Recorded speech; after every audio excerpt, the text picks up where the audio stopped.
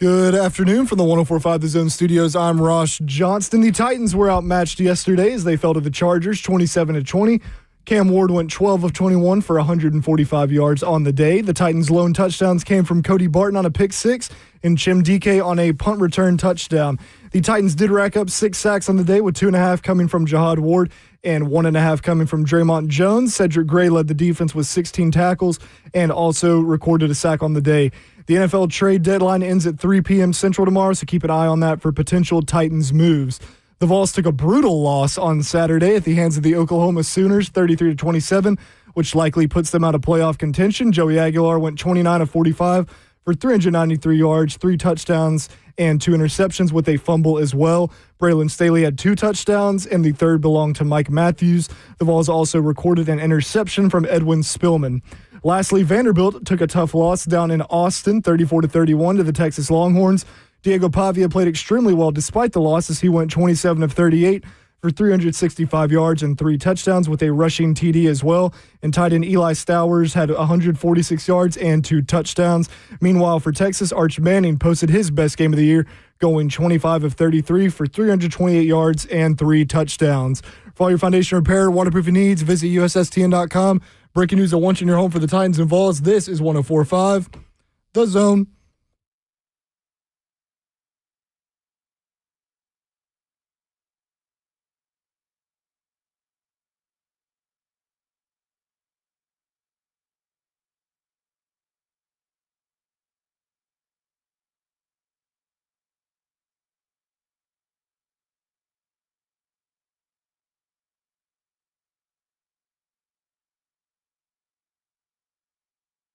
Cover 2 with Blaine Bishop and Zach Lyons here on 104.5 The Zone, powered by All Four Seasons Garage Store, and broadcasting live from the 104.5 The Zone Circus Sports Studios. Kentucky's largest sports book can now be found at Circus Sports at Kentucky Downs.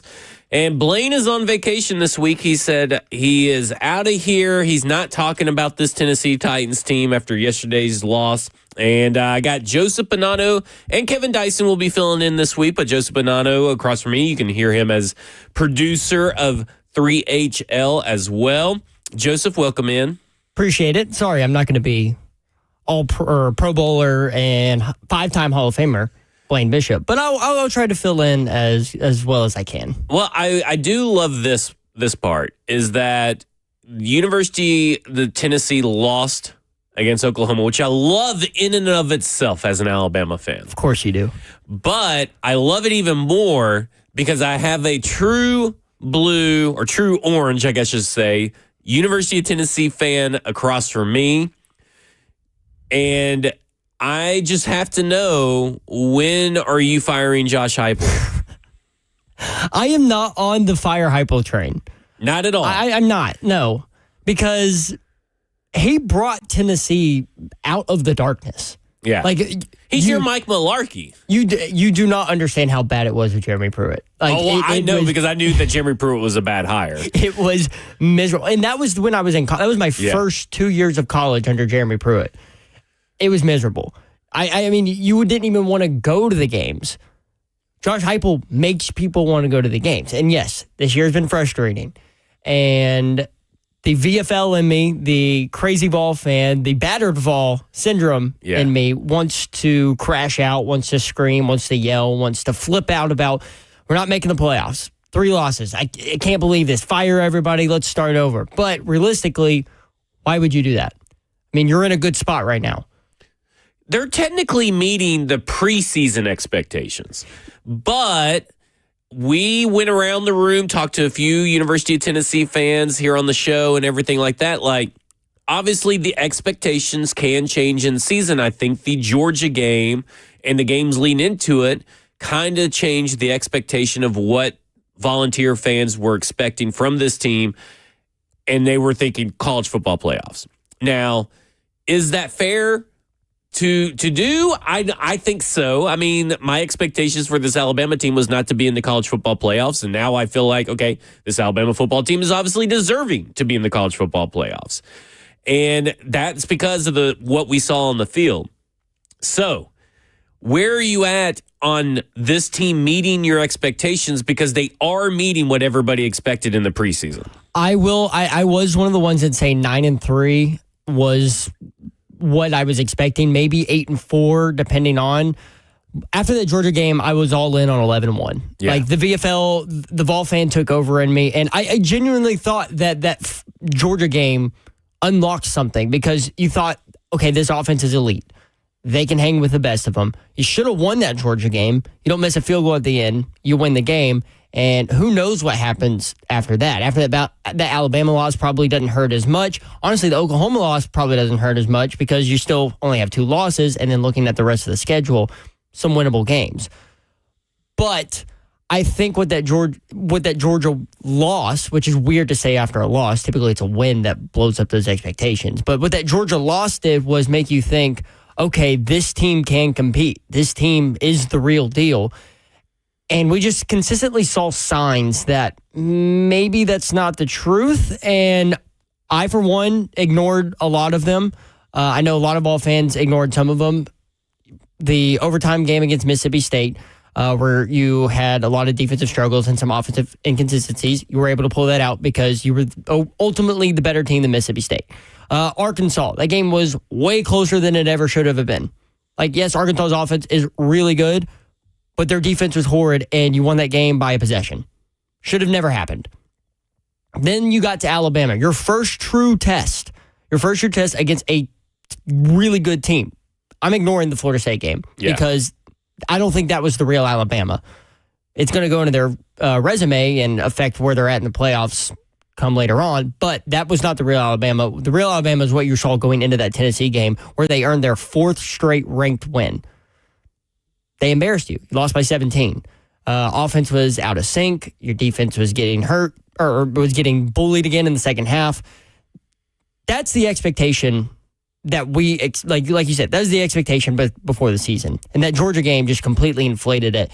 And I think that's what makes this Oklahoma loss hurt so much is because how much they changed. But at least you're meeting expectations, right? Sort of, I mean, maybe the Georgia, because Georgia's not as good as what we kind of thought they would be going in. I mean, they barely beat Florida. They barely beat Ole Miss, which Ole Miss is a good team, but, they barely beat Auburn. I mean, and I say barely, 10 points against Auburn, which Auburn has a good defense. You're Georgia, though. And so maybe, and now listen, I bought in. I said, hey, this Tennessee team after that Georgia game looks like college football playoff material. And I do think that we kind of got over our skis just a little bit. But what you've lost when it comes to Oklahoma and Alabama is kind of came down to coaching, right? Josh Heupel has made I believe that this has been Josh Heupel's, in his time at Tennessee, probably one of his worst overall coaching scenarios through this point in the season. Yeah. Like 2022, he was on point. And they had the offense. Now they were using that up-tempo. They were using their up-tempo style, which you haven't seen the last 2 years because you really haven't had the quarterback to be able to run that. But it's not just the play call. It's not just the play calling. It's the situational. Still can't run a 2-minute drill. I think I've seen Tennessee run one successful 2-minute drill this season, or at least that's what it feels like. I got into some debates about this, but in that Oklahoma game, the 4th down that was basically game on the line, you need it so you can go score to make it a 1-score game with 3-ish minutes left to go, and you run a little play action to your freshman tight end who has 2 catches on the year. Now, I've talked to some people, and they've said, well, yeah, he's in the game, he's got to catch it. Like, there's nothing on Heupel. But why are you going to a freshman in that point in the game? Why not your 5th-year tight end, Miles Kitselman, who, yes, has had some bad drops this season? Why not the absolute freak of an athlete tight end, Ethan Davis, who's a sophomore, who was, by the way, having a really good game against Oklahoma once he came in?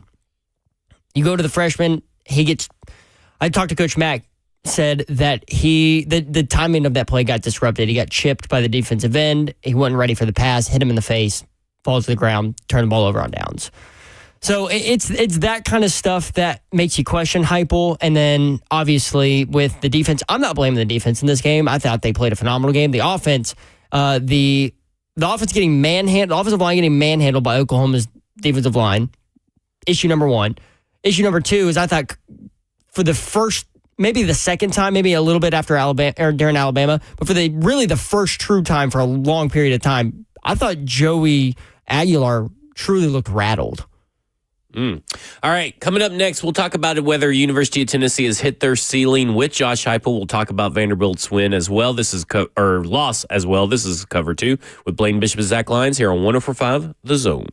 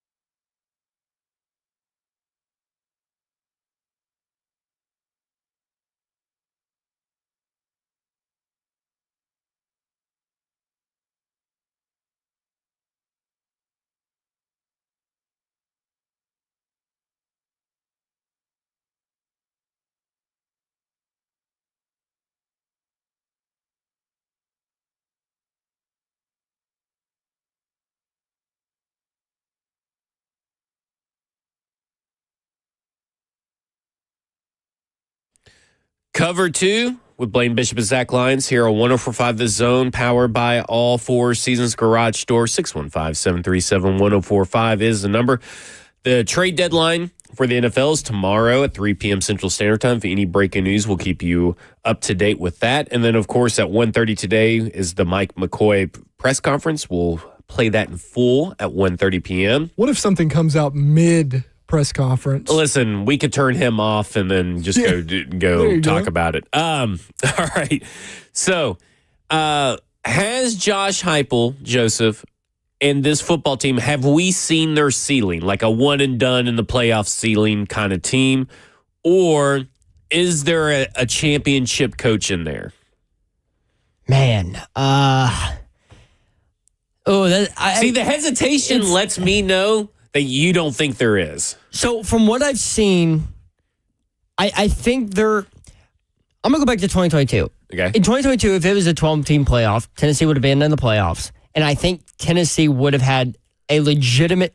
Now Hendon Hooker got hurt, so aside from that, if Hendon Hooker's healthy and they got in the play and it was a 12-team playoff, they had I think they would have had a legitimate chance to go because they had a pretty solid defense. It wasn't great, but it was solid, and they had an elite offense. The next year with Joe Milton, I don't agree because like I said, the quarterback completely changed the offensive system. Yeah. They weren't able to run what Heupel wants. Same thing with Nico. And they got to the playoffs with Nico. And they had a really good defense. This year, I think the expectations would have been better if you knew that Jamal McCoy on defense would have been healthy. If you knew that Ricky Gibson on defense wouldn't have gotten hurt in the first game and been out for the rest of the year. And that if you knew what Joey Aguilar could have done in the system. Now, that has been the biggest surprise is I think Joey Aguilar, and he kind of reverted back to App State Joey Aguilar yesterday, making some pretty poor decisions. But like I said, I thought he was a little rattled because the pass rush got to him bad early on. So I don't know if we've seen the ceiling. If that 2022 year is the ceiling, put that in a 12-team playoff, I genuinely think that they could have made some noise in the playoffs and competed for a national championship. Yeah. Now, we haven't seen that because what have they not had since 2022? They haven't had that kind of offense. They haven't had that kind of offense. They haven't had that kind of quarterback, and they haven't had that kind of defense all at the same time. Yeah. So, yes, it's going to take a perfect roster and a perfectly built team in order to do that. But, I mean, you could say that for almost every school not named, Alabama, Georgia? I mean, like Ohio State last year with Ryan Day, they had the most expensive roster in college football. Like $22 million or something crazy like that? So, yeah, I get your point. I mean, and University of Tennessee has the, I guess, recruiting, and next year is, probably your all's best recruiting class coming in to be contributors, hopefully, and all that kind of stuff. So I could see that. If you all were to fire Josh Heupel, I would just like to throw a name in consideration. There is a guy in Tennessee that I think you guys should consider, and his name is Brian Callahan. Can I interest you in Brian Callahan instead of Josh Heupel? I think I'd rather go back to Butch Jones. Can I play devil's advocate for a second on Heupel? You should, in favor or against? Like he should be fired. Okay. Because I don't think he should. And hire Brian Callahan? Whatever you want. Why are you trying to force that on the Vols? So he's off the books for the Titans. But my thing is, and again, this is playing devil's advocate, the expectation has shifted now because Joseph's talking about 2022, back then it's a 4-team playoff. So if you're right on the cusp of making the playoffs, you're a really good team. You're right there. Now, if you're not making the playoffs, there's 12 teams that are arguably better than you. So the expectations have shifted. If you can't consistently make the playoffs at a program like Tennessee, should you be able to stick it out there, honestly? Well, let me ask you this. Are we going to start seeing kind of what happens in the NFL where it's kind of these coaches are getting fired quicker? I mean, we've seen some coaches already get fired fairly quick. Quicker, I mean, they probably get paid less. I wonder if the NIL is going to kind of start balancing the scales of how much a coach is getting paid, how long the contract's for, and how quick they hand out extensions. I do think that is a really big problem in college right now is giving these head coaches it's not necessarily the size of the number, it's the length of the contract. I mean, you're giving these guys 5, 6, 7 year plus deals. and then firing them after 3-4 years. And then in the middle of that, you probably give them an extension, an extra 2-year extension in the middle of it, 2 years in. I mean, how many times? We were talking about it last week. Josh Heupel got an extension, 2 years in? Yep. He's had 2 extensions since he's been hired. And he got hired in 2021 was his first year. And it's 2025 and he's got 2 extensions. So I think that's just an overall college football problem. Mm-hmm. And now this year, you might be right because Brian Kelly, James Franklin, both $50 million buyouts. Yep. Now, those will probably come down because I guarantee you one of those guys is going to get another job somewhere. Yeah. James Franklin more than Brian Kelly. But that is going to shift a norm in college football. All these heavy buyouts, because now that you're having to pay rosters, you can't afford to be paying multiple coaches millions and millions of dollars. What are you going to build your team with? Because you got to go transfer portal, you got to go high school recruits, and you got to go current players. You can't. I mean, it is so much more like a professional model now without all the guidelines. My Brian Callahan joke did not go over well with the chat. They were very mad. But to be fair, he did coach Peyton Manning, alumni for the University of Tennessee, so there's a connection there. I mean, he's got like a section of the state mad at him right now. He'd have the entire state mad at him if he except for Memphis. Memphis would be really happy Memphis with him. No, that's his third stop. That's his third stop. He goes Memphis after Tennessee? Yeah, but see, Zach, like what I'm saying, like you was a Bama fan, and I know Bama's a step above Tennessee in terms of expectation, but like DeBoer missed the playoffs last year.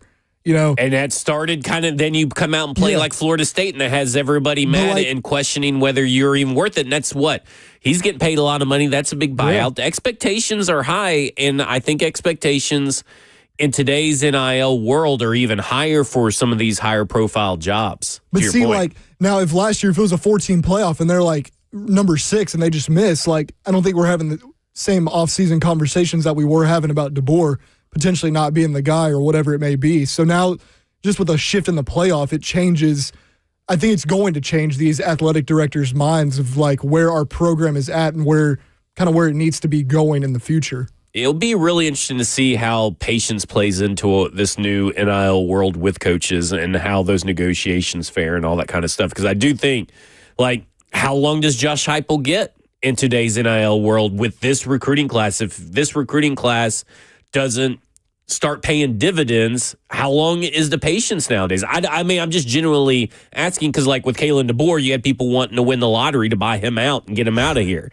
Like, I mean, how, and I know this is just as fickle fan base as anybody else, but, like, how long do you give a Mike Mularkey? How long do you give a Josh Heupel? And if he can't make the playoffs in the next 2 years, is that it? I mean, like, just what's the deadline?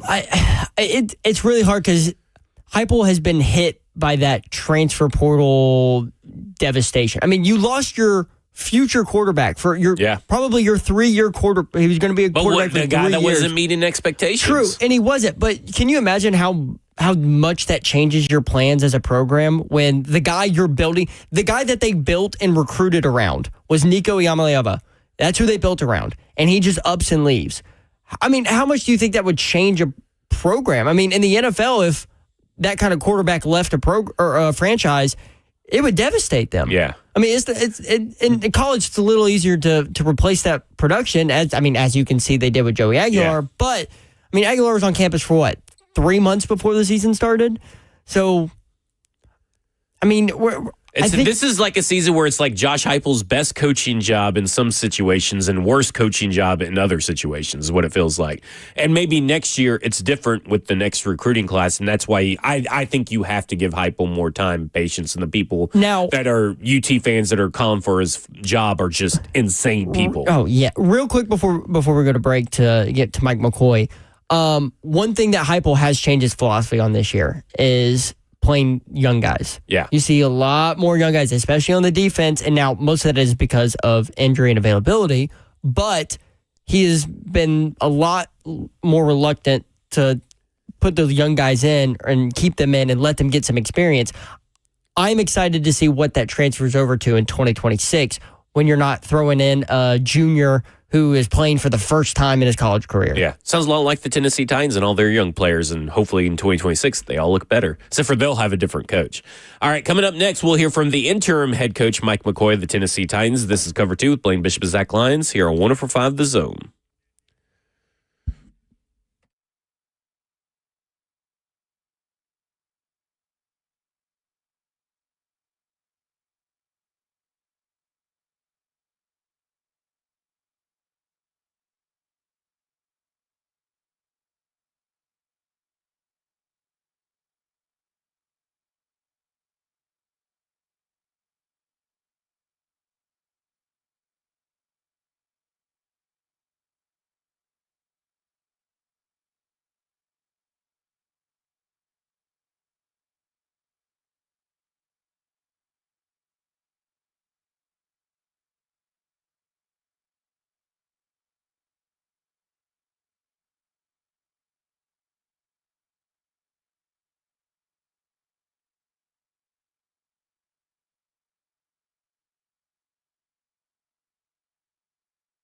Parents, when your teen athletes get injured, every practice miss matters. So don't let an injury sideline you for the season or your dreams. Introducing the Edge Athlete Recovery Program, a 2-month, twice daily sublingual peptide protocol designed to help your athlete heal faster, recover stronger, and get back on the field safely. Our science-backed peptides BPC 157 and TB 500 support muscle, tendon, and ligament repair with no needles, no downtime, and no hassle. Safe for teens, non-GMO, gluten-free, and easy to take home. Optional add-ons include M-Scope, functional sessions, and regenerative orthopedic treatments to accelerate recovery even more. So don't wait. Give your athlete the best shot at a full return to sports. All you have to do is just call Edge Peptide Therapy at 615-724-1878, or you can visit them at edgepeptide.com to schedule an office consultation today. Edge Peptide Therapy knows every game, every practice, and every dream matters.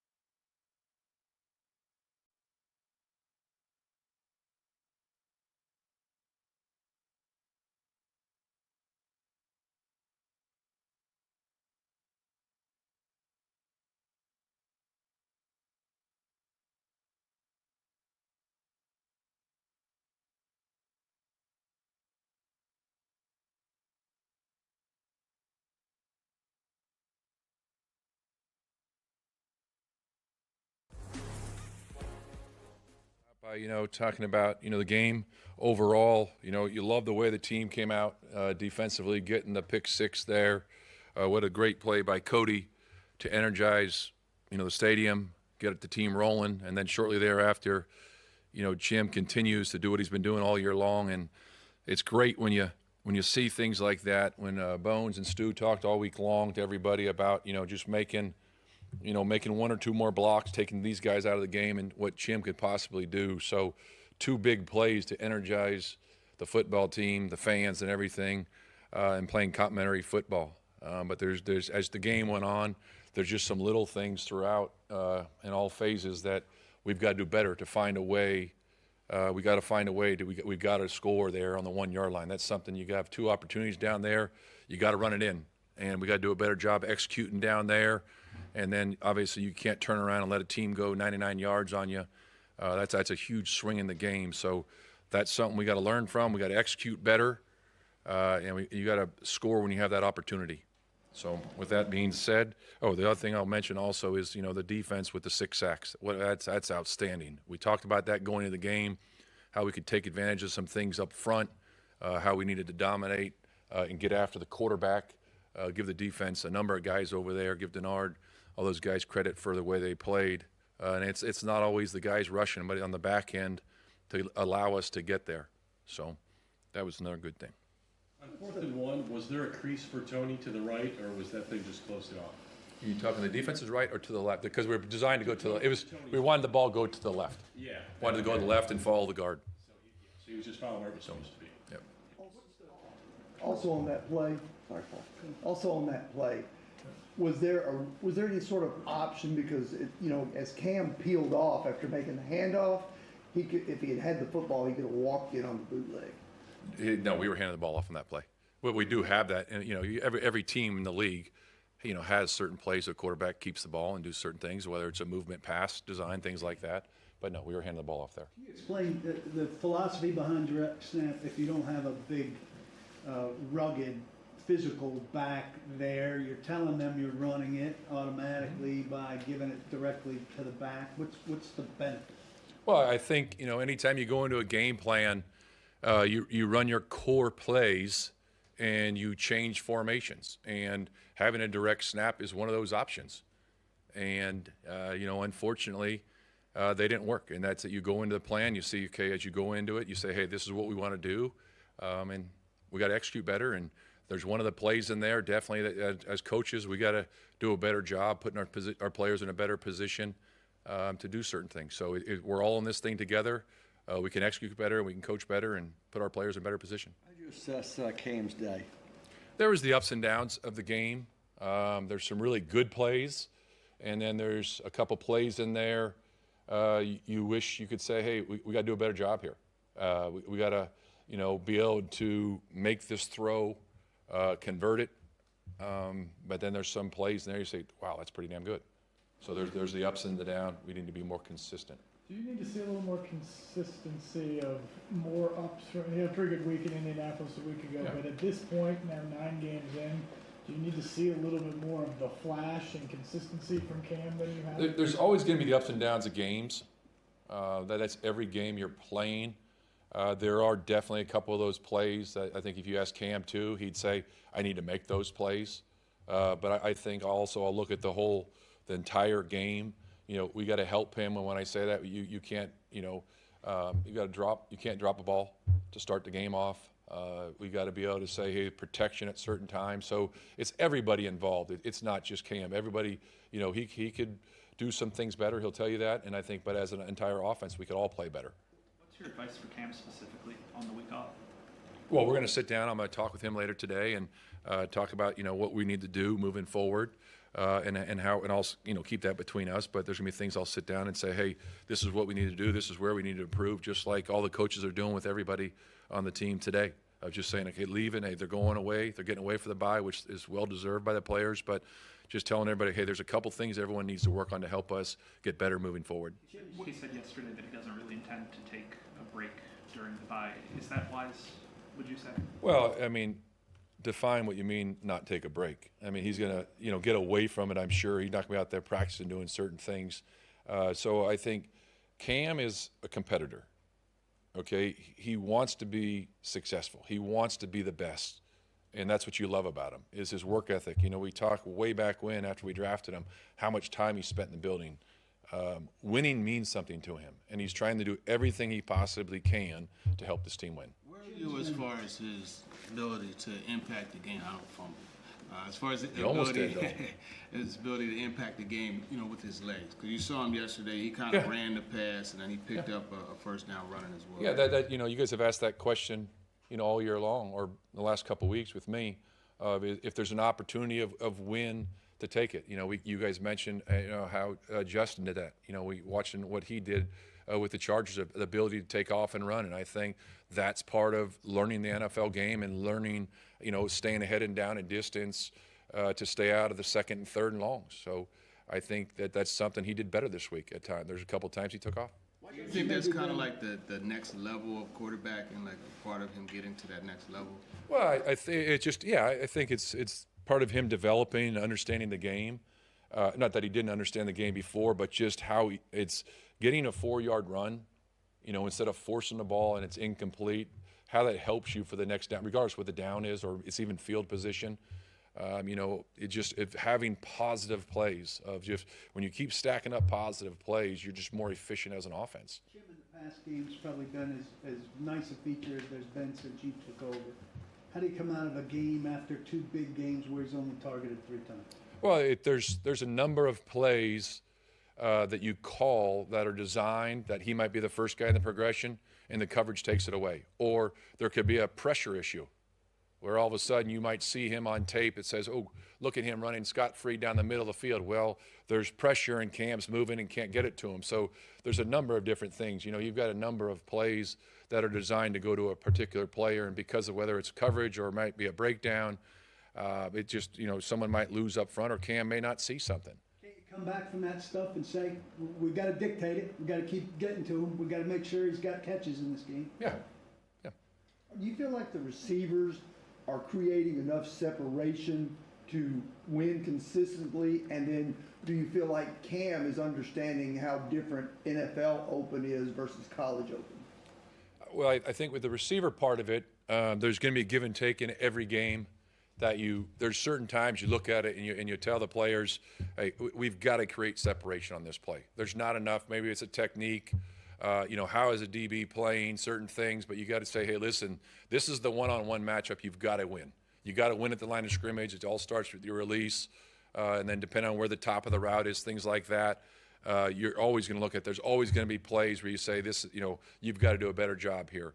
And then I think with the quarterback play, it's a matter of understanding that being open in this league is a little bit different than college. Obviously, there's so many tight window throws, and that comes with experience and trust in the player that you're playing with and you're trying to throw to, or a certain defender that might be who's covering that guy.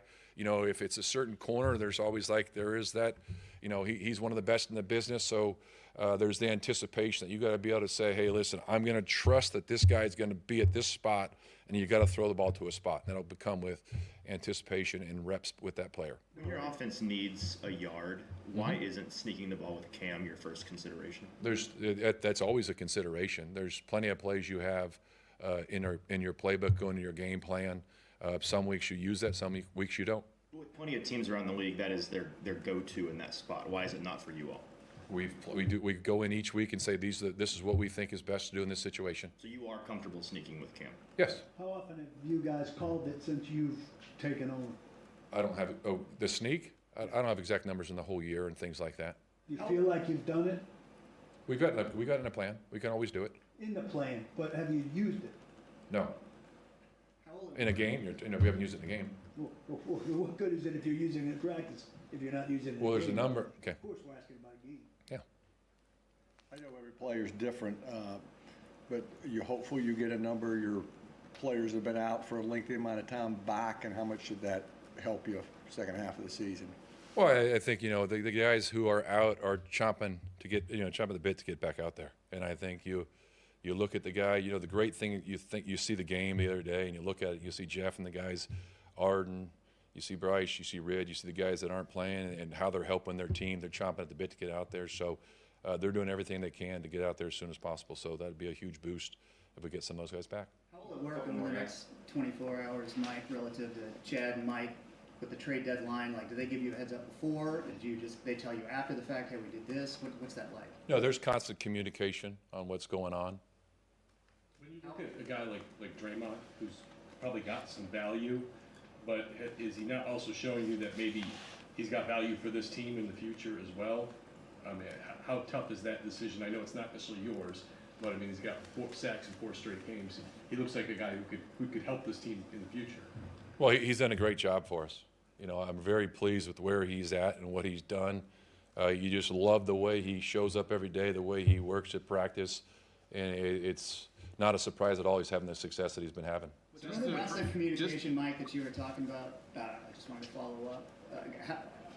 How does that prepare you for what's to come?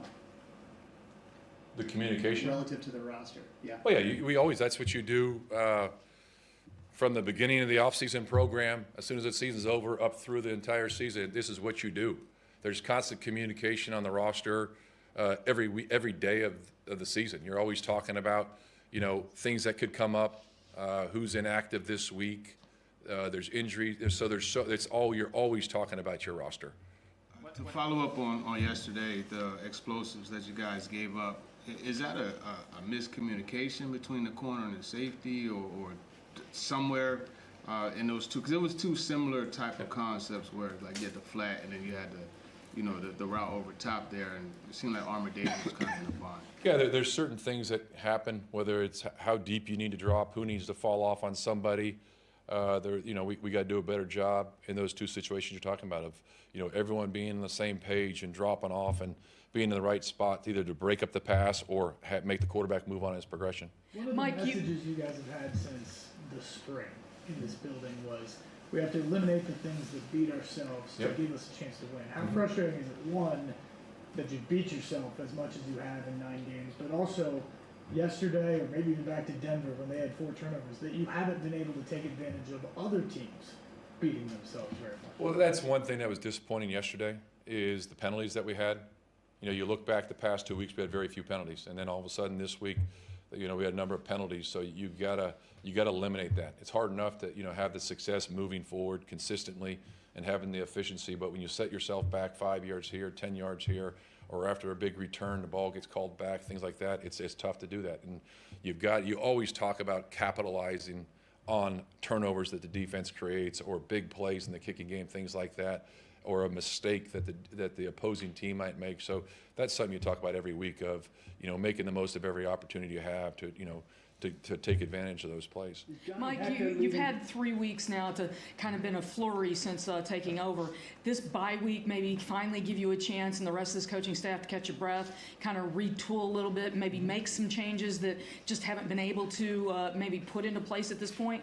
Well, I think every season, when you get to a bye week, depending on when it is, you you go back as coaches and you look at everything and kind of say, okay, where are we? Because it always falls at a different time of the year, depending on what year it is. And you look at things and say, okay, what are we doing well? What do we need to work on? Are there things that we've always had in game plans that you say, why haven't we run these plays? Or there's certain, you always look at it to say, what can we do better moving forward? And that's week in and week out when you play. But this is a great opportunity for us to sit down and say, okay, hey, look at all the little things we've done and say, okay, how do we clean these things up? How do we do these things better? And it's the same thing with the players. You ask the players, we talked this morning to say, okay, take a deep breath, get away from this. But I also want you to kind of think about the first part of the season and say, how can you do your job a little bit better? Everyone in the organization, how do you do your job a little bit better to help us win the next football game we're going to play? Johnny Hecker's net average last couple of weeks has been pretty poor. What you're thinking about the state of the punting game right now? Well, I think he's been in this game a long time. He's one of the best in the business, and it's like any other player. There's going to be certain things from week to week that you say, hey, I need to do better. And he's just like everybody else. But I'm very happy with him. Last one. All set. Thanks, guys. All right, thank you. All right. I guess here's my question. What kind of quarterback does everybody think Cam Ward is? Because I said this last night, and some of it is like tush-push driven, I guess, or regular quarterback sneak, but he's barely 6'1". He's not Justin Herbert size, Josh Allen, or Patrick Mahomes size, or any of these taller guys. He's not as thick as them. And he's not as fast as some of these guys. So I don't understand this obsession that it has to be a quarterback sneak on 3rd and 1 and 4th and 1.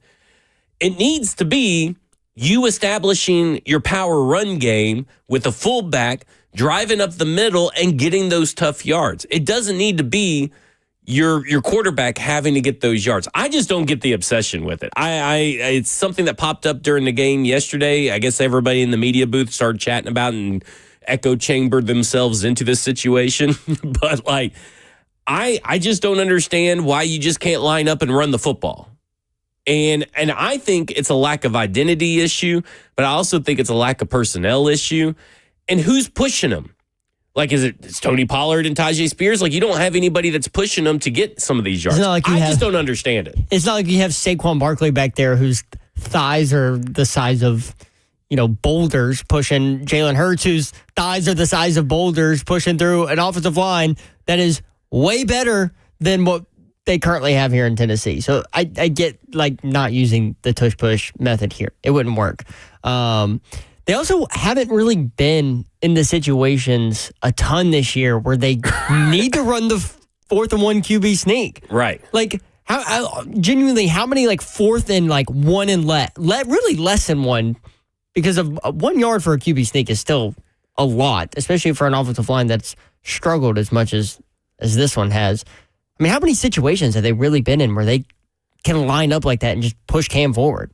Yeah, I guess that's the thing. I think we've seen a few quarterback sneaks this year, but again, they're not in 4th. They're not in 3rd and 4th and 1 to 3 yards to go very often. And I'm going to have to look it up during the break and figure out, how many plays are in that one situation, 1 yard to go. They had on the year 1, 2, 3, 4, 5, 6 plays, and this is not including yesterday's game yet. But they have 6 plays where they had 1 yard to go on the year on 3rd or 4th downs. Cam Ward was sacked, pass. Cam Ward up the middle, and he got the first down. And that was on a 3rd and 1 in the Rams game. Scrambled to the right end for 3 yards, got the first down. And then a pass complete for 11 yards on 4th down. So it can work. I'm not saying it can't work, but this is not the quarterback that you typically try to do that with. Instead, it really needed to be ground and pound, impose your will, get the 1 yard. I mean, how many passes did you just read off? 1, 2, 3, 4, 5. So 5 of them. So you said 6 times. And those are all the plays that Cam Ward had the ball in his hand. So it's not just Tony Pollard plays. Okay. So this is Cam Ward opportunities to sneak it in some form or fashion. I am not the biggest fan of throwing it on 1 yard or less when you're lined up. I think you trust your offensive lineman and you trust your running back to get 1 yard in the NFL. And it sounds like that they have not done that. They have wanted to put the ball in Cam Ward's hands, which as a rookie, I'm not sure if that's the right situation here. I get that he's your first overall pick, but I mean, he's struggled in some situational areas this year. I think you kind of let the veteran running back and the offensive line that you put together, try and get it in those situations. I just want like jumbo packages when you are there to score a touchdown. And listen, we have seen this team do the sneak and not get in last year. We have seen this team, whenever it gets to the 1 yard line, this team has no clue whether it's Brian Callahan calling plays, Bo Hardigree calling plays, or Mike McCoy involved. When it gets down the 1 yard line at the end zone, they have no clue what they're doing because they have no identity. And they can't impose their will without an identity. You can't go over there and impose your will without an identity. And your highest, because I'll say this, yesterday, when they were going to that first 3rd and 1, okay, that first 3rd and 1 where they ran the very first direct snap, their traditional run plays were getting 7.6 yards per carry. And instead, they did a wildcat. It didn't work. It cost you an easy conversion. Then in the second half where they ran the 2 plays there, the non-wildcat plays, the traditional run plays, they were getting 4.4 yards per carry on the ground. So the stats would tell you, the feel of the game would tell you, the football instincts would tell you, just run the damn ball. And they do not. And they can't get out of their own way. This ain't a usage of Cam Ward issue.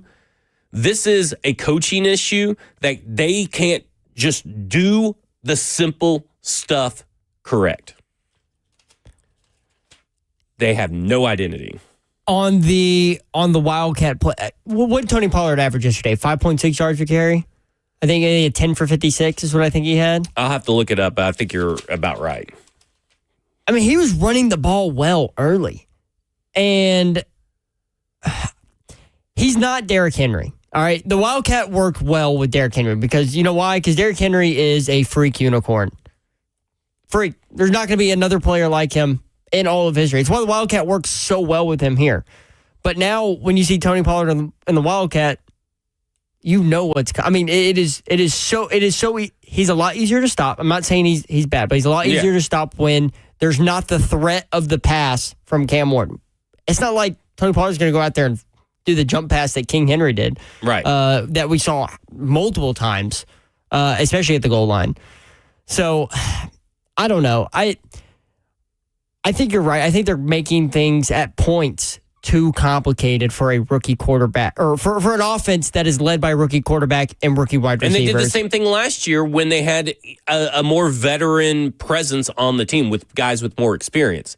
Did the same thing last year. There's just something in the water with this particular system that they're working within right now that causes them to get down to the goal line. Remember, last year was like pass, pass, pass, and Nick Holtz is like, we'll do it again if we have to. We're not changing our philosophy. And I'm like, you moron, just run the ball traditionally. And I thought they did a really good job when they got down there. They did the Tony Pollard up the middle. I think they got to the 6-yard line. I think they started that on the 9. They got up to the 6-yard line. Second and goal from the 6. They did a reverse to Chim DK. They got him down to the 1. Okay, now in 2 plays, you've gotten from the 9-yard line to the 1-yard line, and you basically got 2 plays to get it in, and you throw it all away with a guaranteed run because Tony Pollard lining up in the Wildcat tells the defense one thing. Hey, they're going to run the ball up the middle here.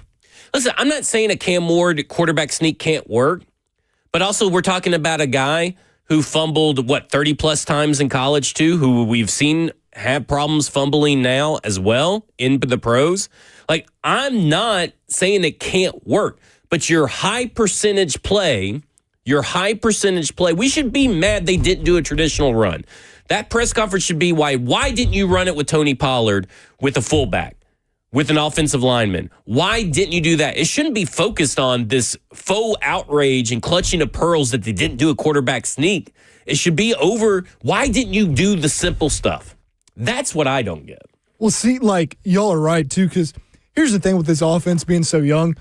We have enough trouble running the traditional, regular offensive plays. Why are we so worried about running all these trick plays? What makes us think as a staff that is going to work, that is going to show, that is going to do something positive for us? When have we seen a trick play work this year? At all? Have you all seen a trick play work this year? I don't think there has, but they ran that flea flicker. They ran the flea flicker yesterday. I think it ended up being an incomplete pass, though. Yeah, point stands. And the only second thing I was going to say from that presser is there doesn't need to be a big deal made about they're practicing this. We have this play in our, playbook, but we don't run it. We practice it sometimes, but we don't run it. Every team that's ever played the game of football has plays in their playbook that they don't run. Now, yes, like Zach's saying, they should have ran the ball with Pollard or given it to a fullback and had Pollard push from the back. They didn't need to necessarily sneak it, but just because they have the sneak in their playbook and they don't run it, that's not anything out of the norm by NFL standards. It's just they might know the same thing. Cam has trouble with ball security, so we don't want to try to use that on 4th and short situations. I would have rather. And it was not 4th and inches or 3rd and inches. Those were pretty wide gaps. And I just think that when you have 7.8 yards per carry in the first half up to the first Wildcat and 4.4 yards per carry in the second half as a unit, I think getting the 1 yard, your high percentage play, the one with the least amount of risk is just simply running the ball. I would have rather them run the QB sneak than the Wildcat there. Yeah. I'm with you on that. I'm not saying, listen, the Wildcats were, I want all those out of the playbook, and they were the worst designed Wildcat plays I've ever seen in my life, too. But at the end of the day, I just want the high percentage plays. I want this team to do the smart thing. And the smart thing would be to give it to the running backs that are getting you the carries and calling simple plays. When you're at 3rd and 1 on the goal line, it should have been 2 run plays with Tony Pollard. Or a fake bootleg and let him and throw it to a tight end or or Cam Ward can just walk it in. It doesn't have to be a sneak. You get what I'm saying? I'm upset more at the obsession when it really should be, we should be obsessing and mad at that this team can't do the simple things. It has brain farts at the goal line. This goes back to, last year with Callahan too. Like ever since this staff has been on this team, I feel like, and I think I've said this to you before, Zach, I don't know how to word it exactly the best, but like it feels like as an offensive staff, they try to go off of tendency from what teams normally run because they think it's going to be cute and they're going to trick or outsmart the other team by doing that. And it's like, no, teams run up the middle in short yardage for a reason because it works. Or like teams don't go shotgun runs that much on, 3rd and goal from the 1 because that doesn't work. Like they've got this thing, I think, where they're just trying to outsmart everybody or be too cute. And it's like, why just play Titans football? Be tough and just stick to the game plan. Stop trying to do this cute stuff. Just play regular football. I think it definitely has hurt them not having Khalil Mullins on that on the active roster, him being hurt. I think it's hurt them having this coaching staff. All right, coming up next, we'll talk more about the game. We'll also get to your phone calls. This is Cover 2 with Blaine Bishop and Zach Lyons here on 104.5 The Zone.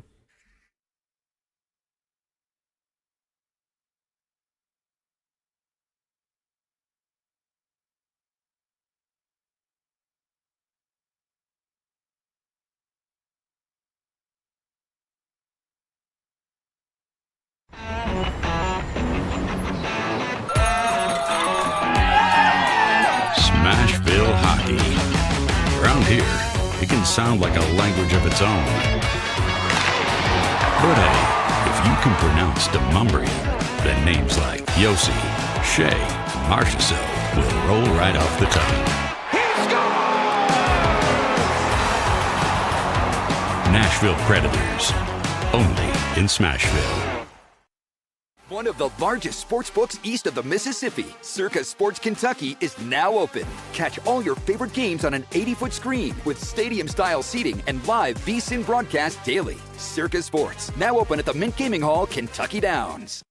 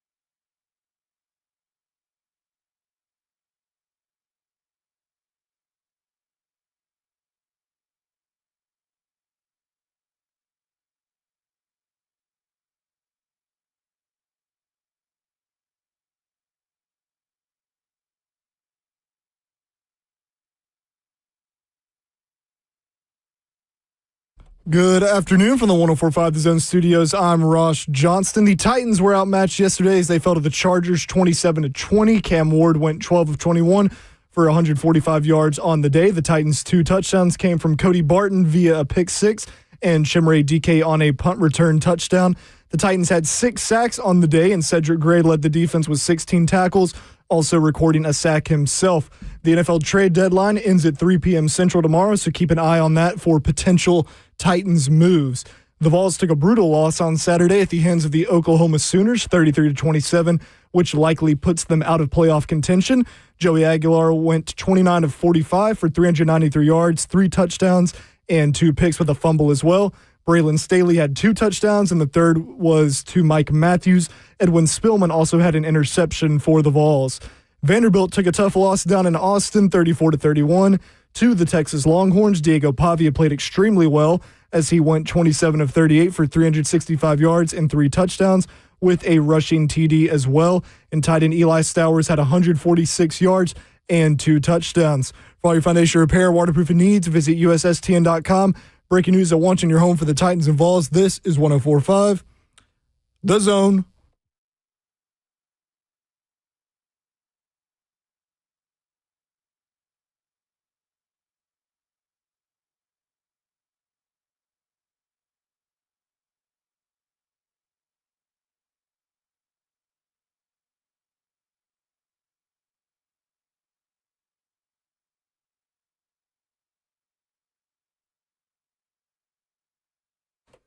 Cover 2 with Blaine Bishop and Zach Lyons here on 104.5 The Zone, powered by all 4 Seasons Garage Doors, 615-737-1045. We want to hear your reactions to the close loss, sort of, to the Los Angeles Chargers by the Tennessee Titans. I thought it was weirdly enough, their best game as players. Most competitive, but 100%. Not the best game from the coaching staff.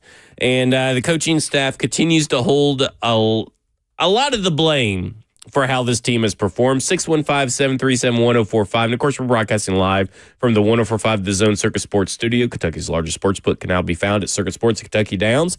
Let's go to the phones. Let's go to Dustin. Dustin, you're on with Cover 2. Hey, guys. Hope you're doing well. So you kind of touched on one of the things I did want to talk about, which I will mention real quickly, but whenever you're 1 yard away from getting a first down and you do any play that isn't handing the ball off and going 1 yard as opposed to a shotgun snap out of the Wildcat or even a draw play out of the shotgun, I'm not saying I'm a football genius, but I definitely watch a lot of football games. My wife is probably driving crazy by it, but everybody should know that it's easier to go 1 yard than it is to go 6 yards, right? Right.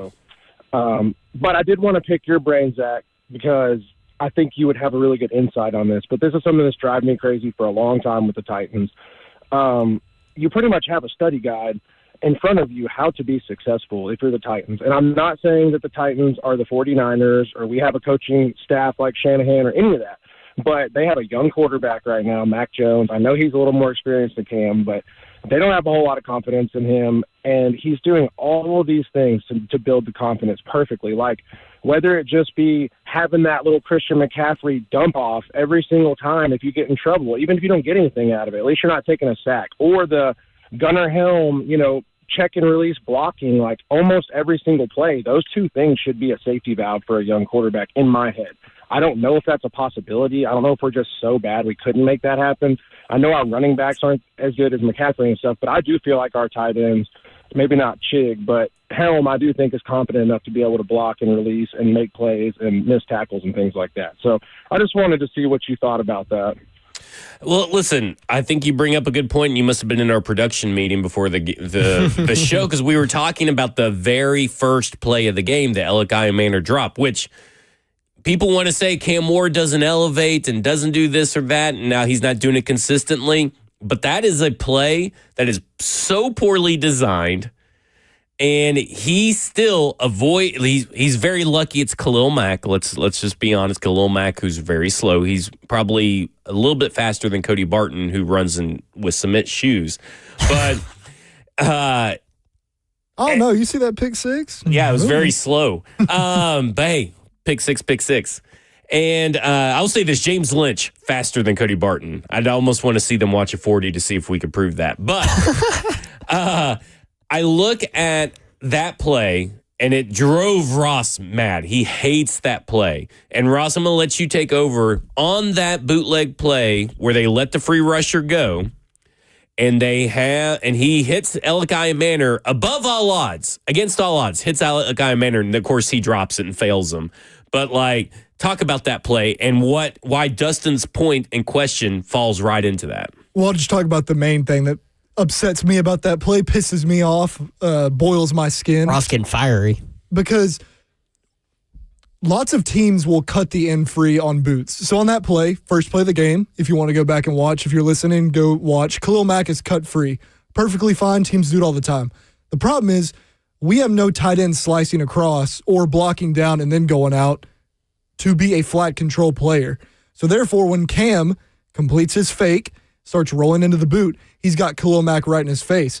Now, what most teams will have, if that happens and they need to get the ball out, they've got a tight end right there in the flat. They've got some flat control player to get the ball to. We have nobody, so Cam therefore has to make Khalil Mack miss, like Zach was saying. If that's a younger, more athletic edge, then Khalil Mack at this stage in his career could have been a lot worse. But that's just my main issue, and we've seen it happen on traditional dropback passes because we have to keep people in to protect.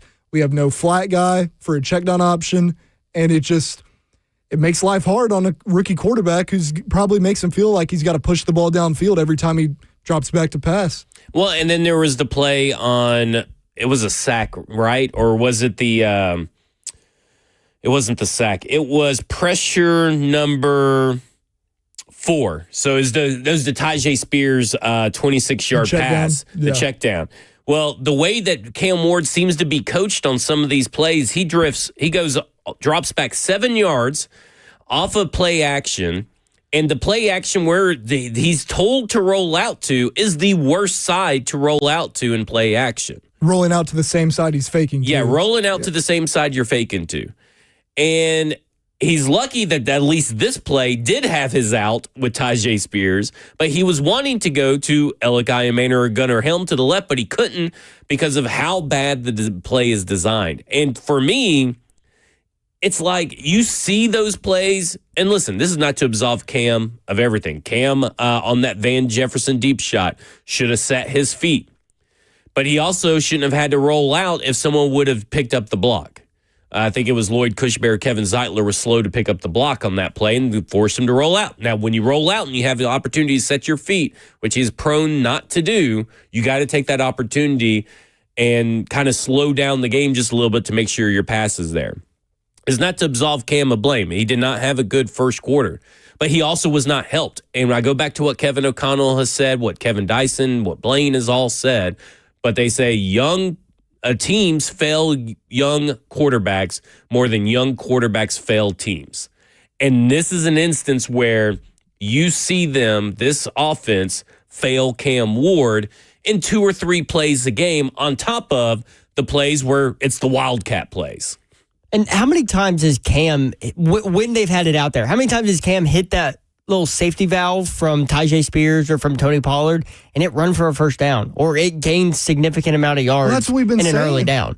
Why wouldn't you put it in there on majority of plays, helping out a rookie quarterback with a offensive line that is currently struggling right now?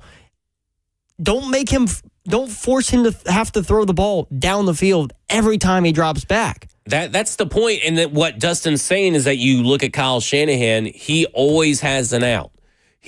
Everything is drawn with every play is designed with purpose to attack a defense with multiple ways, and to also give the quarterback an easy out. It's why it's a very quarterback friendly system, but not every quarterback fits that system. But it's at least quarterback friendly in the sense of, okay, well, if that play's not there, here's 2 options. Bing, bang, boom. Last year, it was Sam Darnold, right? Like last year, Kevin O'Connell and Sam Darnold. The big thing was first look is Justin Jefferson. If that's not there, if he's covered, you got the flat. It's like bing, bang, boom. Like that is it. And this team, even last year, had this issue. And some of it, and even when they did have it last year, Will Levis wasn't looking for or hitting it. And Cam Ward tends to do that sometimes too. But at the same time, they're trying to teach him in practice to take these underneath things, but then they don't provide him the underneath options in games. So what the hell is practice for at this point? Yeah. I almost said that for it. Think about how many good guys we have run after the catch or just with the ball in their hands. Right. Tony, Tajay, Chig, Calvin, I'd say, when he's healthy, obviously. You got guys that can get you a lot of extra yards after the catch, and we don't use them. And I think this goes into a bigger thing of, like, the plays we run, typically, they don't stress the entire field. Like, Blaine would probably sit here and tell you, got to cover the entire length of the field as a defense. It's hard. You condense it down to a certain area of the field, you're golden. Like, all these trip sets on third downs that they've ran most of the season, that ain't that hard to cover. You know, like, you can zone that up pretty easily and have your guys just pass players off. Like, it's just, they don't stress defenses, you know, all over the field. It doesn't seem like they like to attack multiple levels consistently. Yes, yeah. No, it's all right here or it's all the line of scrimmage or it's all deep. 20 yards down the field. And you have to be able to attack in different levels. And when they do attack different levels, those plays tend to work. Because you're stressing everything, but you don't do it consistently. And that's the thing that kills me is it's this team.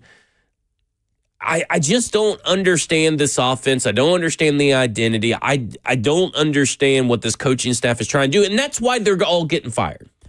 Like, I mean, that's why they're not here next year, right? Because there is no identity on this team other than what we can tell from special teams is obviously fantastic job by Bones Fossil. But that's why Brian Callahan got fired. That's why Mike McCoy has pretty much coached himself these last 3 weeks out of getting this head coaching job. Now, he could go on a run coming off the bye week and win 9 straight games or something. If he does that, we'll all change our tune, I'm sure, because winning cures all. But I'm not expecting it because this team has shown me who it was. And I think Buck said it pretty bluntly. I asked him what the identity or the culture of this team was, and yesterday on the pregame show, he says, we know what it is. And I go, what is it? And he goes, they're losers. It's like at times they either have way too much confidence in Cam Ward or they don't have any confidence in Cam Ward at all. It's never a consistent balance. It's either all on you or, hey, we're not even gonna trust you to do what you came here to do. There's no balance, and I think that's a part of the reason why we haven't seen a ton of growth from week 1 to week 9. Now, in these last couple of weeks, it's gotten a little better. Cam has played a lot better because I feel like they have mixed some different things in there that aren't relying all on Cam Ward to be the savior, the hero on as a rookie quarterback on a roster that's just not there. I mean, your top 4 performers are rookies. 2 wide receivers, Gunnar Helm and Cam Ward. And then Tajay Spears, who is what, a third-year player? Yeah. No. Yeah, third-year player. I mean, like, it's hard as a rookie quarterback to go into an offense and everything be on you. It never works. It doesn't. It doesn't in the NFL because that's the reason they were the number 1 draft pick is because they didn't have a lot of help.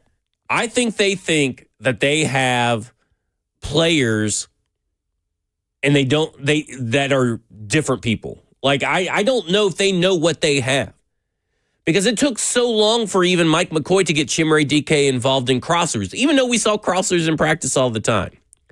I don't think they know what they have in Dan Moore at this point. I mean, Dan Moore, he got whipped by Oweh. But, like, I feel like they were coaching and they built a scheme and all this stuff and coached, not with the players in mind, but, hey, this worked in Denver in 2013. This worked over in the Bengals in 2020 when Joe Burrow was drafted. Others also worked in 2021 with the Bengals. This worked with my time at Matt Stafford in Detroit. This worked at my time when I had an MVP like Derek Carr at the helm. With Phillip Rivers. Like, they think it fit. Like, that's what they think. And so because they saw it work, they say, well, it has to work now. Well, when I had, this all-pro offensive line over at the Dallas Cowboys, my offensive lines were great. So Bill Callahan comes in here and doesn't realize opposing defenses caught up to you.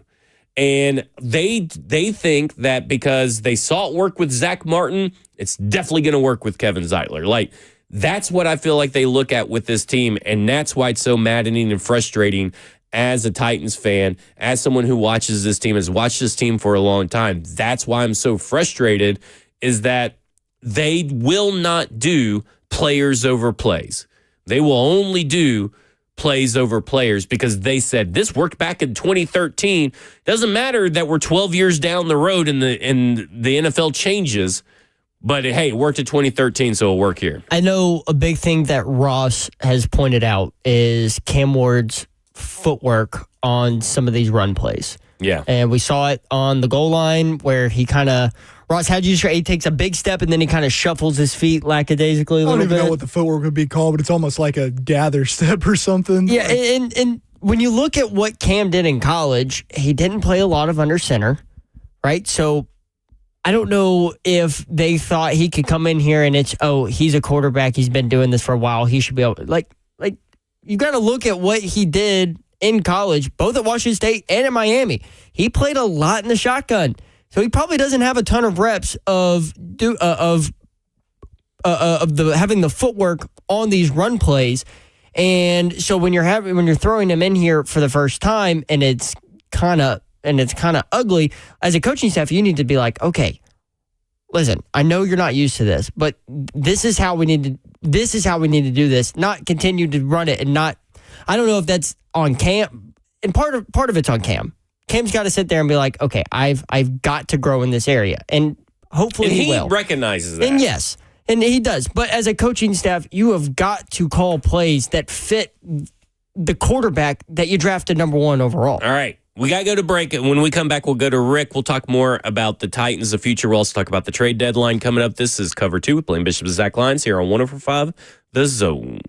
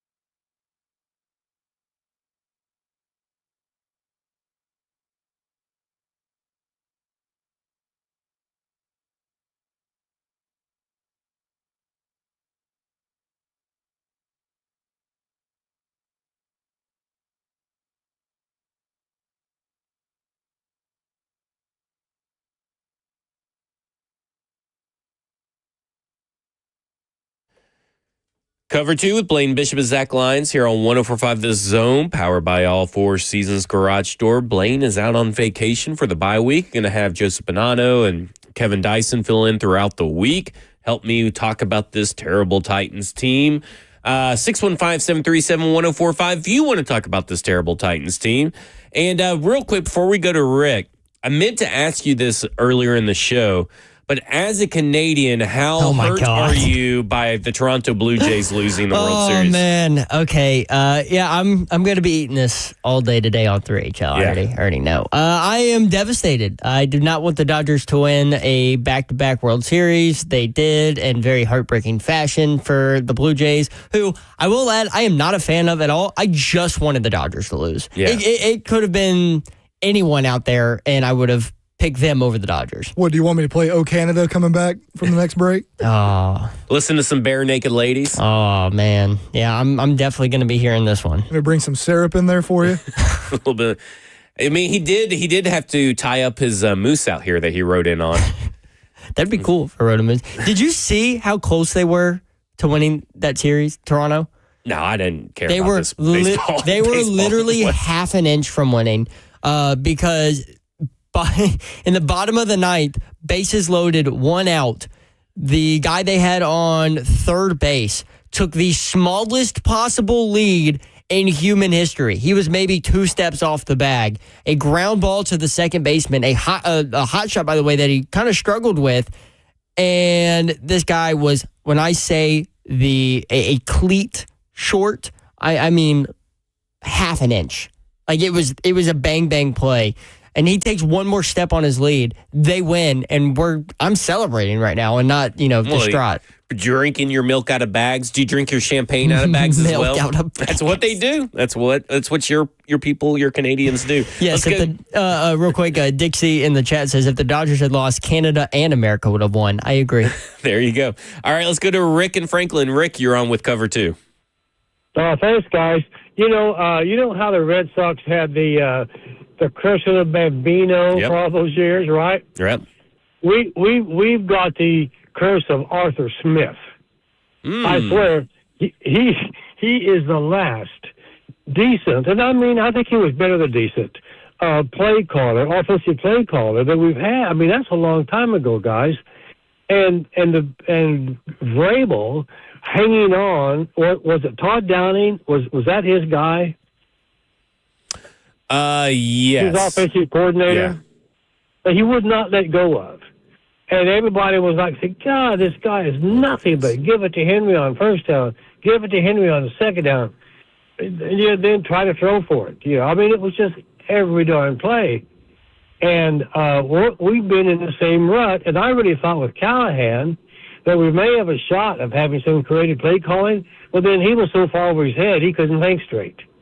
I mean, it just seems like we can't get a decent offensive coordinator. So I pray whoever we get as a head coach somehow waves a magic wand so we can get some competent coaching for our players. I'm with you, Rick. I'm with you. I'll do you one step further on Football Under the F Words Thursday's episode. It was a very depressing episode because normally Stoney is a pretty positive guy, but I'm having to be the positive one and pull him out of the darkness. He thinks this team is hopeless. There's no hope for this team, and I'm trying to bring him out of it. But we kind of pinpointed all the way back to kind of like the curse of the Bambino and all that kind of stuff. The curse with the Cubs, curse with the Red Sox, all kinds of curses floating around. That locking Steve McNair out of the building is what has caused this curse for this franchise. And that this team has only experienced short-term success due to extreme luck that is hard to duplicate. Because it is very lucky that Kerry Collins led this team to the season that he did. I mean, how old was he? Like 37 or 38? I mean, that's very rare, and he's not like a 37 or 38-year-old Matt Stafford. You get what I'm saying? He's not Tom Brady. That was super lucky, it felt like. And then it goes down and dips down for a while. And then Mike Mularkey, interim head coach, and everything is great. Exotic smash mouth because John Robinson hit on every draft pick in 2016 and he hit on the free agency signings, and that never happens. Like 100% hit rate almost, that kind of stuff never happens. And we experienced short-term success. You fire Mike Mularkey, they win an improbable playoff game. Then you fire Mike Mularkey. Then you hire a coach who had 1 year coordinating experience, and he takes over a team that is built to win now, and Mike Vrabel, and he coached the 32nd worst defense in the NFL. And they experienced short-term success right off the bat, just 9-7. And then 2019, they trade for a 4th-round pick for Ryan Tannehill, and all of a sudden he becomes the starter, and it becomes the best offense. Eddie George speaks to Derrick Henry. It becomes the best offense in the NFL for like a year and a half. And then everybody starts trailing down. And that's just how this kind of regime has flown, where it just feels like there's only extreme luck has gave them any kind of short-term success since Steve McNair was locked out. So how do you get out of this cycle that you're saying? I think they're trying to do it. I think right now, what they're trying to do, they're burning it down. They're basically walking around the facility with sage. They are doing a Titans roster exorcism. I will say Mike Bergonzi is looking very nice right now based on his first draft class. Right. I mean, when you have 3 4th round rookies who are contributing, and I know they're contributing as much as they are because they have to, because there's nobody else to contribute, but them actually finding consistent success with those rookies, I mean, it is unbelievable right now. And talking about the free agent signings, I mean, Cody Barton hadn't been bad.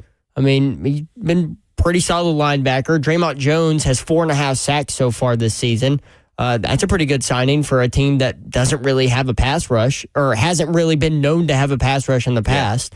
I mean, seems like the additions are working out in the short term, at least right now. They're doing a Tennessee Titans exorcism on this roster. Do I agree that they have to exorcise every demon that's on the roster? No. But that's what they're doing. That is the clear plan. They're going down and they're spraying holy water everywhere and getting rid of all this, and they're trying to build up for sustained success. I think that's why they are looking at previous head coaches, and I don't agree that you have to narrow it down as much as they are. But if you looked at it, they are doing a complete demolition, exorcism. They're doing everything they can to get rid of the stench. It's not working out right now, but you look at the draft class, to your point, there you go. And I think that's what it is. Let's go to Bryson in Mount Juliet. Bryson, you're on with Cover 2. What's up, guys? I just wanted to start and say shout out to Joseph for coming out of the bullpen today. But I want to talk about the Titans. But before we get to that, I did have to just give one positive of the Dodgers winning, is that Mookie Betts is probably the best athlete to come out of Middle Tennessee in, I don't know, the last 20 years.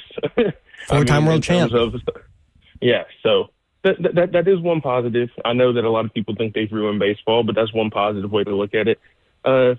My question is, what do you guys need to see out of Cam Ward for the rest of the season and going into the trade deadline? I know with like trading McCreary and stuff like that, some people didn't really understand that. I was kind of on that same side. Are you expecting them to move on from any of the other like guys that they've drafted the last couple of years, or maybe like Jeffrey Simmons? I know he's hurt, but what are y'all kind of expecting going into this trade deadline? Yeah, that's a good question because Jerry Jones has announced that the Dallas Cowboys have apparently made a trade on SiriusXM radio, and I think they said that he's also got like 2 trades going as well. He said on that trade that he said that they have made, immediately it will address some things that have been our shortcomings, and that they expect to have 2 more trades before tomorrow's deadline. So I mean, Jeffrey Simmons has been connected to the Cowboys a few different times. They have 2 first-round picks. Not saying that Jeffrey Simmons is on the table, but I think in my mind, here's where I'm at. And Peter Schrager said this last week. He said that after the games are played on Sunday, and really probably Monday tonight too, is when the bigger names that may have been said to be not on the trade block, you typically become a little bit more available. And I do think that at this point, unless you're a Baganzi guy, you're not safe. And I'm not saying that anybody's going to get traded. In fact, we've seen this kind of happen at the NFL trade deadline. Maybe nothing happens at the NFL trade deadline, just league wide, right? Like probably very few trades. But I do think there are players that they would take bargain deal prices on because, like Arden Key, not their guy. Jihad Ward, Draymond Jones have played better than Arden Key has currently. Well, yeah. Well, at least here. Well, at least they've also been out there. Arden Key has had injury issues this year, which it's hard to be a factor on this defense when you're not on the field. Right. Tavondre Sweat, not their guy. I would not agree with it, depending on the price that they got, but I wouldn't agree with it. I would let the next staff decide on some of the players you're kind of out on as a GM, because really they're the guys that need and to reach the players if you're having trouble with them. We need boots on the ground handling that, and I would say that, but I wouldn't be surprised if he was traded. Yeah, I mean, if they do the late round pick swap for Tavondre Sweat, I think fans have a very real reason to be upset about that. Like if it was the same as the Jarvis Brownlee, if it was anywhere close to the Jarvis Brownlee trade, I think that's where fans would have a right to be upset, because why do you have this rising player who has plenty of talent and has shown to be able to find success in this league at a young age, and you're giving him away for what, a 6th round pick, a 5th round pick? That's it? Really? I mean, are you really going to find a guy in the 5th or 6th round that you can replace someone that you already have on your roster under a rookie contract? I mean, I don't. You need good young players on this roster. I mean, what are the odds that they hit If you don't like Tavondre Sweat, let the next coaching staff see what they think. I mean, what are the odds you hit on 3 4th round picks again? Yeah. Well, that's what we said about all these potential, movable pieces on this Titans team is like you trade Jarvis, you trade McCreary, trade Sweat, Cedric Gray, whoever. Like, what's the guarantee you get someone that's as good, with the draft pick? Exactly. Coming up next, we'll answer Bryson's other part of his question about what we need to see from Cam Ward for the rest of the way. We'll also get to Dwayne and Old Hickory. This is Cover 2 with Blaine Bishop and Zach Lyons here on 104.5 The Zone.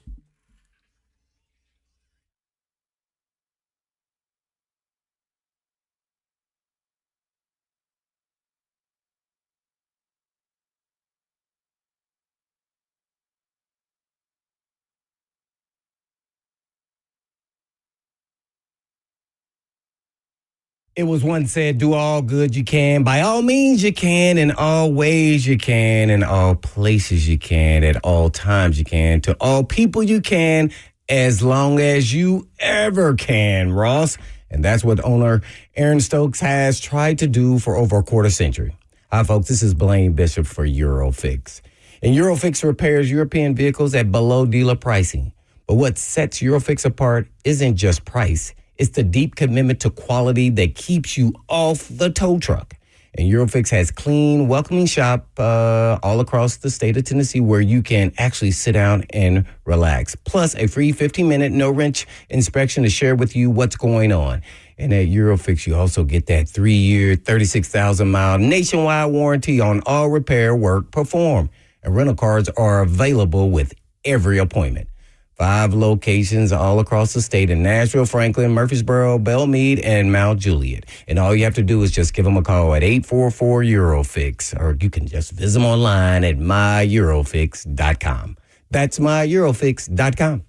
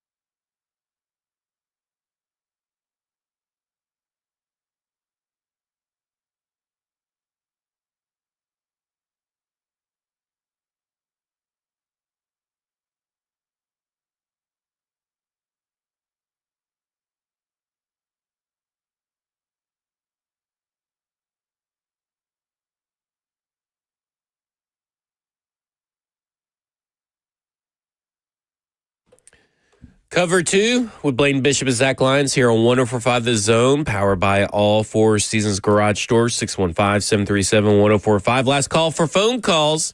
What do y'all got coming up on 3HL? Oh, we're going to break down this Tennessee loss to Oklahoma, what it means with the Vols being out of the playoff race. Vandy, close one against Texas. Yeah, we didn't even get to talk about that. We'll have to talk about that later this week. And then obviously the Titans. What went wrong for that offense? Everything. On Sunday? The staff. Before we tell you what is our expectations for Cam Ward the rest of the year and what we need to see, we'll go around the room. We'll include Ross in that. Let's go to Dwayne on the phone. Dwayne, you're on with Cover 2. Hey, yeah, I'm just calling in to talk to Zach to tell you I appreciate that Auburn under 7.5 win total for the year. Woke up Sunday morning to a couple of $100 extra in my FanDuel account, and just want to say thanks, Zach. Dwayne, what is your team of interest? Like, what team do you root for? Vandy. You're a Vanderbilt fan. All right. Well, Diego Pavia has had Hugh Freeze's number, and now that Hugh Freeze is no longer there, are you a little worried about that Auburn game, or are you just fine? No. There you go. Hey, no. I really think I really think Diego Pavia is gonna have a big game against Auburn. There you go. Hey, I appreciate being appreciated, Dwayne. I told everybody I was not buying that Auburn team. That Auburn team was not going to be. Their defense is. You want to know how bad that Auburn offense has been? Their defense is one of 3 teams in the country not to give up more than 24 points. And what's their record? 3-6 right now. Yeah. Yikes. Hey, let me say this. What was I going to say? Oh, Keldrick Falk. That's the guy to keep a name out for and watch some film on. If you have not been watching Auburn, watch some Keldrick Falk, because that's a guy that could be on the Titans' radar. Absolute stud. He was described as a great leader recently by an anonymous scout. And you know what that means? He's number 1 on the Titans' big boards, because they only want good guys. But what if he doesn't fit our culture? It sounds like he does. I mean, he's a great leader. That's all you need to hear. Is he good on the field? Doesn't matter. He's got the good vibes. Luckily, Keldrick Falk is good on the field. But they're a vibes-based drafting class. Side note, did y'all see Tyler Lockett wide open in the back of the end zone for that Raiders 2-point conversion that got tipped? That would have been. Did you see the practice footage of him this week where he was so slow? But I mean, that's adjusting. I get it, but it was just funny. But yeah, it was funny. Hey, we even mentioned Traylon Burks called up for the Commanders last night. He played a snapper Had too, a right? little toe drag on the sideline. There you go. Did he get injured? Did he walk away with turf toe? No, his quarterback blew his elbow out. Oh, yeah, we know that. Dan Quinn already said that one's on him. He fell on the bullet. Yeah, he fell on the bullet for that one. I mean, all you can do, but apparently no fractures or anything, so it looks like it was a clean dislocation, I guess. So, but woof, it was rough. Like, that was a rough clip. All right, what do you need to see from Cam Ward? Here's what I need to see from Cam Ward. I know everybody, listen, we're still talking about a team that still managed explosive pass plays yesterday. 3 explosive pass plays yesterday against a pretty good Chargers pass defense. Had a couple opportunities for some more. I think the Van Jefferson, that was on Cam. Alec Ironman not looking for the ball on a deep route. Yeah. I was trying to look for it. And he had 4 the previous week, so he's got 7 explosive pass plays over the last 2 weeks. So I'm not worried about seeing the big plays. I'm worried about, can you do the simple stuff right? Master the basic. Be master of the monotony.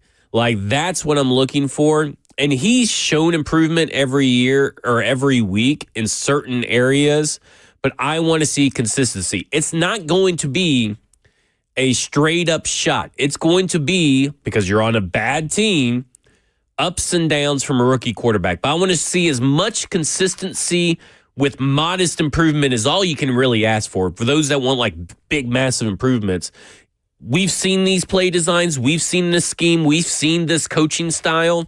now to say Cam Ward can only do so much, but he does have to do more the rest of the way. So to me, yesterday, Cam Ward was good enough to win the game, but he wasn't good. You get what I'm saying? Like, he was good enough to win that game, but in the first half, he was not good. Much better in the second half, but they didn't put the ball in his hands. They took the ball out of his hands in critical situations. So while Cam Ward was good enough to win that game, he still wasn't good enough when you're looking at it in a vacuum. So I want to see consistency from him. What about you, Ross? My main two things I want to see from him are improvements in footwork, getting that consistently cleaned up, and just a better feel of when to scramble. I think we're all on the side of he should be scrambling a little more than he does and just take what's given to him. I am in the same boat as you in terms of I'm not expecting some 300-plus yards, 3 touchdowns, no picks game from him. I don't really think that's realistic at this point, but I don't think he needs to have that to show improvement. I just think he needs to clean up that footwork. I think that's going to clean up a lot with some of his inaccurate throws, and then just getting the ball into playmakers' hands and not trying to force the issue, just being more consistent, more developed with that aspect of the game. I was going to say the scramble stuff as well.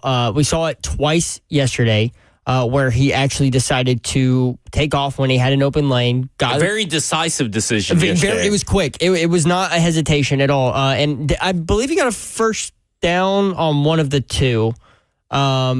I wish he would have slid, not tried to truck the linebacker over, but we can work on that next week when you take off a little more. The other thing I want to see more from him is a little bit more consistency on throws down the sideline. Like, sometimes the throws are there, and they are beautiful, and sometimes the accuracy's off. It's, dirted in the ground. It's overthrown and way out of bounds. A little bit more consistency on those throws on the boundary, because we know we can throw it down the middle. We know the middle of the field is his sweet spot. I want to see him grow a little bit more on the sidelines. That was a good point by Joseph, and you know what? You deserve a treat. Ooh, little airhead for you. Yeah. Can I add one more thing? You sure can. You just trying to angle for me to throw something out the window? Well, no, because I wouldn't be able to receive that. But the last thing I was going to say, now you threw me off. Now I forgot what I was going to say. You talk about the sideline throws and the angles of the ball. I was going to say one more thing I want to see. Oh, yeah. And trust me, I know, like everyone else, our offensive line has been very inconsistent. Lots of pressure has gotten through. But I want to see a little more of a concerted effort to go through his progressions. I think he gets stuck on a guy for a little too long, and if he's not there, he'll just panic a little bit. Natural for a rookie quarterback, but just see more of a concerted effort to focus on those reads and just go through the full field progression. Yeah, because, there's a lot of people. Listen, I was a big proponent of Sam Darnold signing a free agency to the Titans. I mean, like, it just seemed like it could make sense. Now, the state of this roster, probably not. And the way the coaching staff has behaved and acted, probably wasn't going to be a great fit. But we still have to understand that Cam Ward is a rookie, and he's not only just a rookie, he's a rookie on a bad team that is filled with other rookies also learning how to play the professional sport of football. On a bad team. On a bad team. And a poorly coached team. Yes. I mean, like, it's all compounding. And the fact that, to me, that he's been able to at least show signs of improvement and coachability and is also very self-aware of what he needs to work on. This guy is a guy that comes in at 5 a.m. Now you give him a full off season of not having to train for the combine, worry about interviews, worry about scheduling trips for pro days and private workouts and meeting with this team and meeting with that team. He could just focus on ball. That's why I have not given up hope on Cam Ward, whereas some people will say, A, he's a bust. B, Will Levis is better. C, Will Levis is going to win the quarterback competition, or there should be a quarterback competition.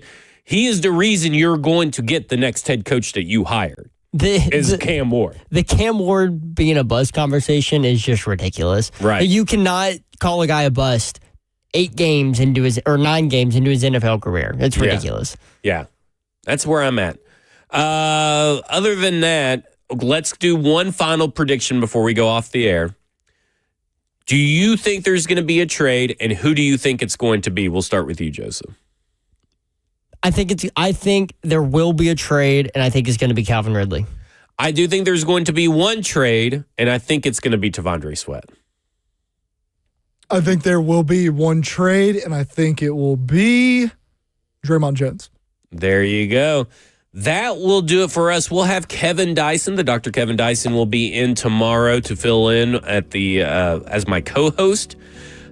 I got the little woo-saw music here. We got to relax. I feel like I'm getting I was a little stressed out today. I was a little hyped up. This is our losing music now. Is our losing music Losing now? Monday.